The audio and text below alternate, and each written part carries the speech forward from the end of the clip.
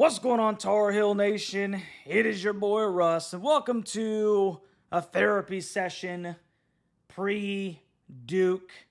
And in this kind of segment, man, basically what we're going to do is I'm just going to talk about some things that, are on my mind the night before Carolina meets Duke for the Battle of the Victory Bell. Obviously, Carolina's won this thing 5 times in a row, and the last thing they need to do after that JMU debacle is to turn this thing over to the Devils so that they can paint it that crappy blue that nobody stinking likes. But one of the things that I really think is exciting about this football game that maybe you won't see on the field per se is the relationship between Manny Diaz and Mac Brown. There's a lot of hostility there, and I think it's more so from Manny than Mac, because I think Mac is just a nice guy. But Manny has not fared very well, kind of in the presence of Mac. Obviously, he was Mac Brown's DC at Texas back in 2013 when Mac kicked him to the curb after the BYU game where Manny allowed 550 yards on the stinking ground, over 600 and something yards of offense to BYU. And Mac said, yeah, we're not doing that. You got to go. A couple years later, he gets the head coach job at Miami. And, they're all talking about, that ordeal back in Texas. Well, 2020, he runs into Javonte Williams and Michael Carter, who run for like 550 yards of, offense on the stinking ground. Michael Carter had over 300 yards rushing, which is bananas. And he embarrassed Manny Diaz at Hard Rock 62-26. Then Manny comes to Chapel Hill the next year thinking he's going to get some get back. And Carolina wins by 3, and then there's this awkward embrace at the middle of the field where Mac has basically got Manny's arm where he can't go. And you can see Manny just doesn't want to look him in the face, doesn't want to talk to him because there's some hostility there. And he's trying to just get out of there without saying something that he's going to regret later. You can tell that Manny is not a big fan of Mac. It's kind of interesting because most people love Mac Brown. It seems like, at least. Most people love Mac Brown. So there's that. There's that aspect. And then you take into consideration that although Mac has dominated Manny, Manny is 4-0 at Duke. This is his first year there, which a lot of people didn't think that would happen, him being 4-0. And Mac Brown's 3-1, limping into Durham, coming off of one of the worst losses in program history, where Carolina's name has been drugged through the mud over the course of the last 6 days, because an FCS team came into Kenan Stadium, made everybody leave in the third, fourth quarter, and handed us our butt before taking a $500,000 paycheck, something that should never happen.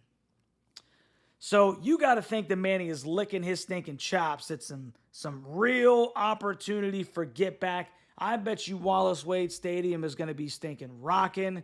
It's going to look a lot like the Clemson game in week 1 last year. Carolina's going to have to be on its P's and Q's, man.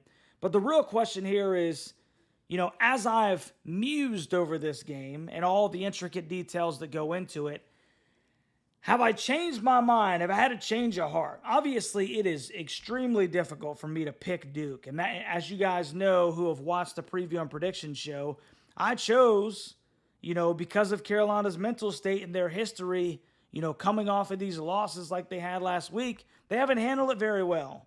1-4, 3 straight years against P4 to end the season. And now you have this towards the beginning of the season. So we're almost in uncharted territory. And the question that every Tar Heel needs to ask himself is, how much do you trust this coaching staff and this football team that constantly lets you down?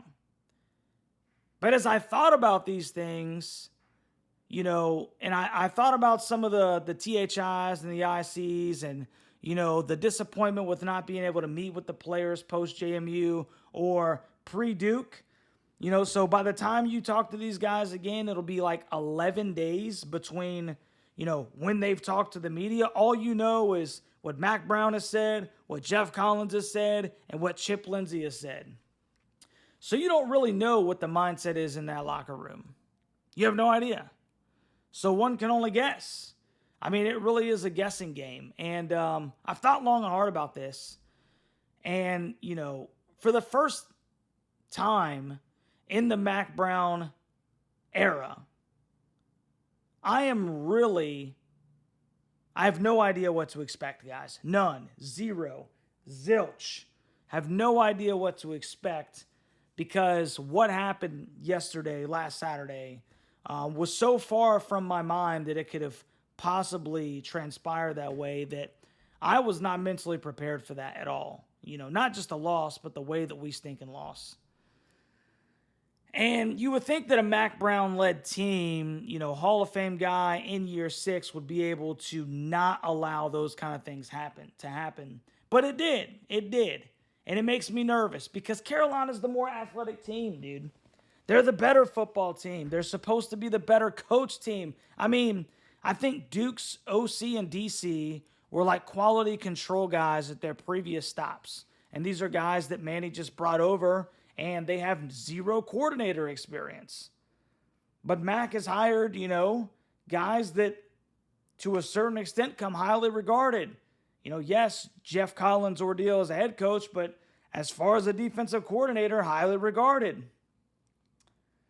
So I thought about this, man, and where do I really believe this program is? Because we're at a fork. We're at a legitimate stinking fork. On the left hand, you can do what Carolina has done for the last basically 3 years, which means they seemingly went into a corner, felt sorry for themselves, only showed up just to go through the stinking motions, and they finished off the year. Or Mac Brown didn't allow them to come out there and speak to the media because he literally did circle the wagons, and he said, you know what?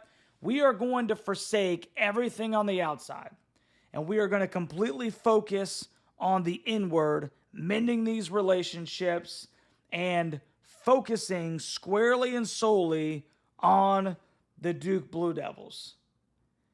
Because he's never handled this situation like this.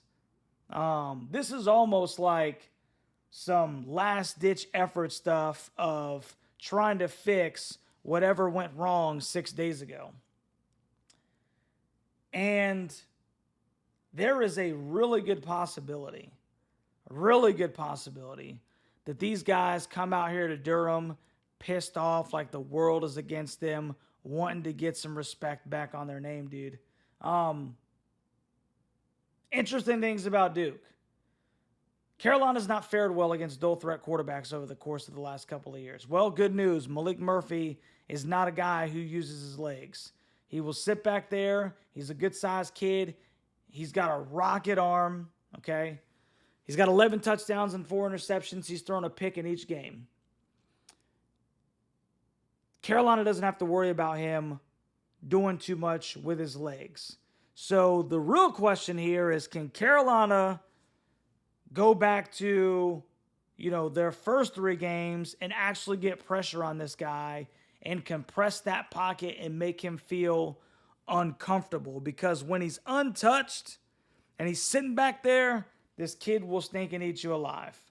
But when you get pressure in his face, things tend to change. So I want to see what that front 4 does. I want to see how much pressure and exotic looks that Jeff Collins brings in this one. And I also want to see if that secondary can hold up on the back end, because this communication thing has got to get fixed, or it's going to be more of the stinking same of what we saw, last Saturday in Kenan Stadium, a bloodbath. On the flip side of that, I don't think people are respecting Jacoby Criswell enough, dude. 475 yards, 3 touchdowns. Yeah, the 2 picks. But the 3rd most yards passed from a North Carolina quarterback of all time. This kid can sling the ball, man. He can sling the ball. There was a reason why people were saying when him and Drake were battling, hey, this is a pretty good stinking race. I've been really impressed with Jacoby Criswell, and the fact that he has added the dimension of a forward passing game with the tight ends, and yes, the wide receivers need to come along and start catching more balls. You still got Omarion Hampton in the backfield. And oh, by the way, this being a must-win football game, Omarion Hampton's getting 30 freaking carries. 100%, without a doubt. I am feeding my horse, bro, because you have got to come out on top in this one. And to a certain extent, man, you need to protect your defense until they prove that they got all that stinking bad juju out a couple of days ago. So the real question is can Manny get his get back against Mac? Has Mac lost his team? You know, where is the mental of these players? Final thoughts going into this football game. I've had a change of heart, man. Now look, 37-35 Duke, that's been locked in, okay? As far as the score prediction for the $125 is concerned. That's my score. I locked it in. When I released it, I'm not changing it. That's not what I'm saying. But as I've thought upon these things, you know, in my fandom, probably my bias has crept in a little bit. I still can't help but look at the talent difference on these rosters.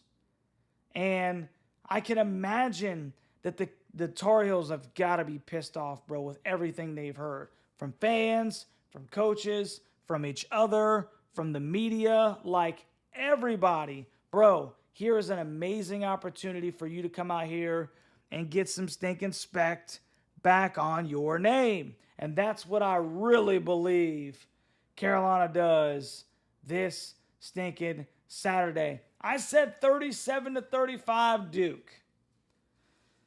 Well, the night before Carolina goes to Durham, I'm going to stinking step out on a limb here, dude. I'm going to step out on a stinking limb here, Tar Heel Nation.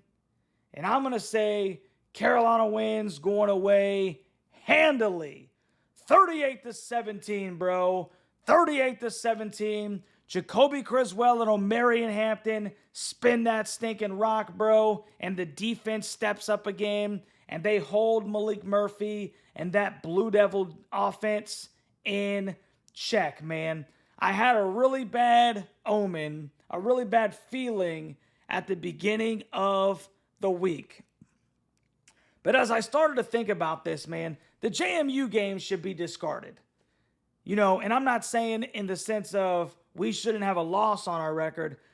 Everyone and their mom knows that that does not happen 9 times out of 10, bro. They don't beat us 2 times out of 10 when Carolina shows up to play. And my bet right now is that Mac Brown has circled these guys up and they have mended these relationships and they're going to come out here and they are going to swing for the fences, bro. Carolina's going to be aggressive. Duke is going to be taken aback by the aggressiveness from the Tar Heels, bro.